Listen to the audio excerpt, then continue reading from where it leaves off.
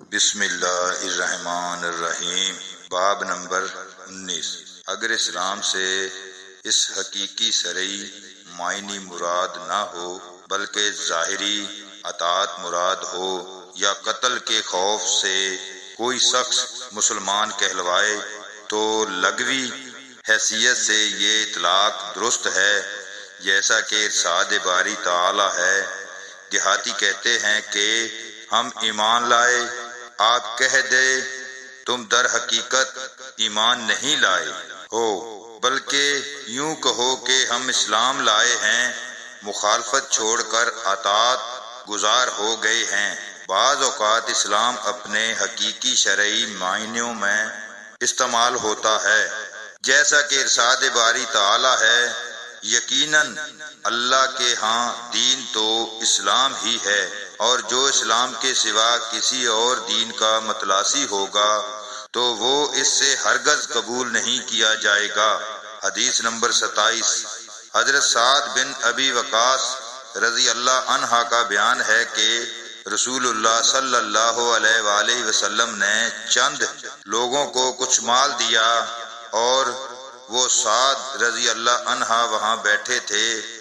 آپ نے ایک شخص کو چھوڑ دیا، یعنی اسے کچھ نہ دیا، حالانکہ وہ تمام لوگوں میں سے مجھے زیادہ پسند تھا۔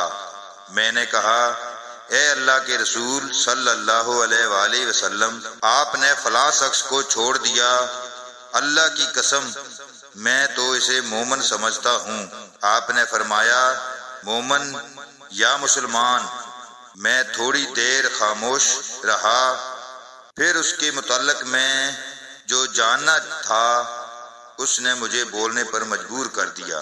میں نے دوبارہ عرض کیا، آپ نے فلاں شخص کو کیوں نظر انداز کر دیا؟ اللہ کی قسم میں تو اسے مومن خیال کرتا ہوں۔ آپ نے فرمایا، مومن یا مسلمان؟ میں پھر تھوڑی دیر چپ رہا، پھر اس کے متعلق جو میں جاننا چاہتا تھا اس نے مجھے مجبور کیا، تو میں نے تیسری مرتبہ وہی عرض کیا، اور رسول اللہ صلی اللہ علیہ وآلہ وسلم نے بھی وہی فرمایا۔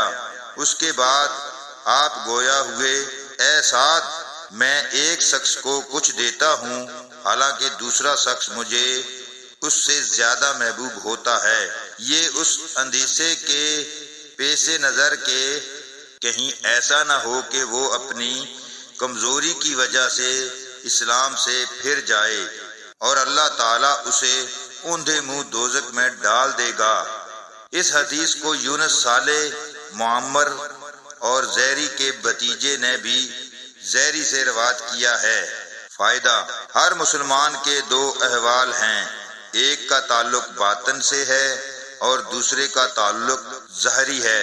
ایمان یہ باطنی امر ہے جس کا وقتی علم اللہ کے سوا کسی اور کو نہیں ہو سکتا، وہی کسی کو بتا دے تو دوسری بات ہے، البتہ کسی کے ظاہری احوال کو دیکھ کر کہ وہ متشرع ہے، نماز روزے کا پابند ہے، کہا جا سکتا ہے کہ یہ پکا مسلمان ہے۔